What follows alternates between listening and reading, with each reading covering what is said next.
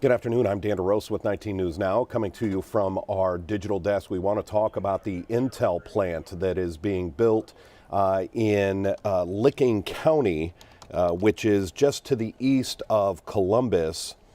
I'm going to correct here real quick. It has hit yet another delay in its construction process. This is a massive $28 billion investment that's going to make semiconductors, microchips. It will end up being one of the largest microchip plants in the world when it's completed. They're actually building two facilities, or what they call fabs, and there has been a delay. This is the second delay that's been announced. I was there in Licking County in 2022 when they broke ground. It was January of 2022, and at that point they had hoped that they would be producing microchips by 2025. That's this year, and we found out about a year ago that that date was pushed back to 2028.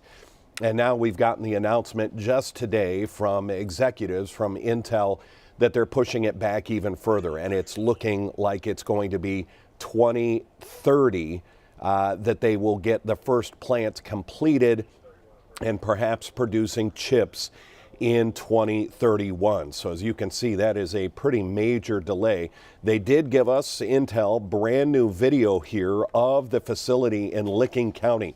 Look at the massive size and scope, and that can show just how delays might pop up. Now, there was a letter that was sent out to Intel employees by one of the Intel executives, and he sort of explained that, and I'm going to quote the statement that went out to employees: "We are taking a prudent approach to ensure that we complete the project in a financially responsible manner that sets up Ohio 1, that's the name of the facility, for success well into the future. We will continue construction at a slower pace while maintaining the flexibility to accelerate work and the start of operations if customer demand warrants. But I want to be upfront and transparent with you all about our current plans." So they're trying to be financially responsible for building. We know that the cost of construction is just astronomical right now, but they're also saying, you know, they're looking at the demand for the microchip world, and they're going to base it on both. Now, they did also put out some new numbers behind the construction project itself. And if you are impressed by major construction projects, this has it all.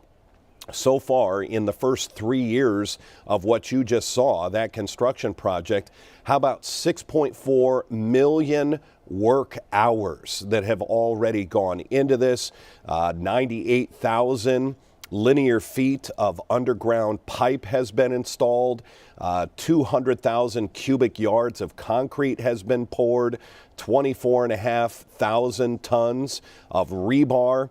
We're looking at 497,000 linear feet of underground conduit installed. One of the numbers I like is that first red square bullet point underneath there. Look at that. Workers from 83 of Ohio's 88 counties have worked at that job site. And that was one of the selling points for that plant, is just how many construction jobs that this was going to create, let alone the thousands of high-paying manufacturing jobs when it is up and running in 2030, 2031 for the first manufacturing plant. They expect the second of the two plants to be completed in 2031 and begin operations in 2032. When this announcement was made back in 2022, the jobs are high-paying jobs, is what we were told. $100,000 was the average salary for the people who will be working at the Intel plant to make these semiconductor microchips. These microchips go in absolutely just about everything you touch every day. Your cell phone, your television, your car, your computer, your laptop, your tablet. That's what this plant will eventually be producing, and it will be one of the largest in the world. Again, this is Licking County. It is just east of Columbus, so we're talking central Ohio. When you look at the size of some of these cranes, I counted at one point, I think I lost count, around 13 of those massive cranes, but I want you to pay particular attention to this yellow crane just coming into position. Look at the massive size of that, and it really starts to show what they are dealing with in Licking County. In fact, I'm going to pull up a map of Licking County, Ohio, and this also puts it into perspective of just how big this area is and this facility. Let me find this, and it's actually the town that it's associated with is New Albany, and I'll make sure I get that on there as well. But again, a major delay for what is and was announced at the time. This is Ohio's historic major investment. It is the largest single investment in Ohio's history when it comes to the private manufacturing world.